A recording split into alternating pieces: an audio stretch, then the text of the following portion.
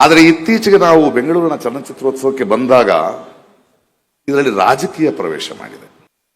ಇಂತಹ ಅದ್ಭುತವಾಗಿ ನಡ್ಕೊಂಡು ಬರ್ತಿದ್ದಂತಹ ಈ ವರ್ಷದ ಉತ್ಸವಕ್ಕೆ ಪ್ಯಾಲೆಸ್ಟೇನಿಯನ್ ಸಿನಿಮಾಗಳನ್ನ ನಮ್ಮ ಕೇಂದ್ರ ಸರ್ಕಾರ ಪ್ರದರ್ಶನ ಮಾಡಕ್ಕೆ ಬಿಡ್ತಾ ಇಲ್ಲ.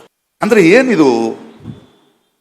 ಇದರ ಪ್ರತಿರೋಧ ನಾವು ಹೇಗೆ ಮಾಡಬೇಕು? ಒಂದು ಸರ್ಕಾರವಾಗಿ, ಮುಖ್ಯಮಂತ್ರಿಗಳಾಗಿ ನೀವು ಒಂದು ದೊಡ್ಡ ನಿಲುವನ್ನು ತಗೊಳ್ಬೇಕು ಅಂತ ಒಬ್ಬ ರಾಯಭಾರಿಯಾಗಿ ನಿಮ್ಮನ್ನು ಕೇಳ್ಕೊಳ್ತಾ ಇದ್ದೇನೆ.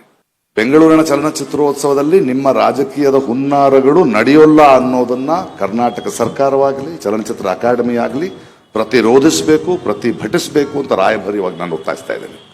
ನನ್ನ ಪ್ರತಿಭಟನೆಯನ್ನ ನೀವು ಪ್ಯಾಲೆಸ್ಟೇನಿಯನ್ನ ನೋಡಿ, ನಮ್ಮ ಕಷ್ಟಗಳಿಗೆ, ನಮ್ಮ ನೋವುಗಳಿಗೆ ನಾವು ಸುರಿಸುವ ಕಣ್ಣೀರಿನ ಪರಿಚಯ ನಮ್ಮ ಕೆನ್ನೆಗಿದ್ರೆ ಸಾಲದು. ಇನ್ನೊಬ್ಬರ ನೋವಿಗೂ ನಾವು ಅಳುವ ಕಣ್ಣೀರಿನ ಪರಿಚಯ ನಮ್ಮ ಕೆನ್ನೆಗೆ ನಾವು ಮಾಡಿದ್ರೇನೆ ನಾವು ಮನುಷ್ಯರಾಗೋದು.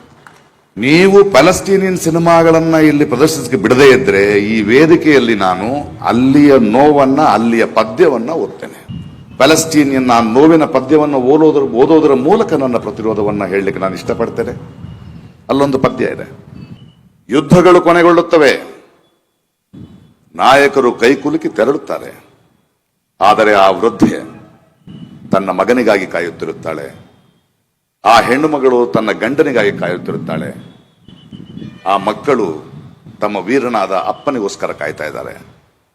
ನನ್ನ ಮಣ್ಣನ್ನ, ನನ್ನ ಮಾತೃಭೂಮಿಯನ್ನ ಮಾರಿದವರು ಯಾರೆಂದು ನನಗೆ ಗೊತ್ತಿಲ್ಲ, ಆದರೆ ಅದಕ್ಕೆ ಬೆಲೆ ತೆತ್ತವರು ಯಾರೆಂದು ನನಗೆ ಗೊತ್ತು.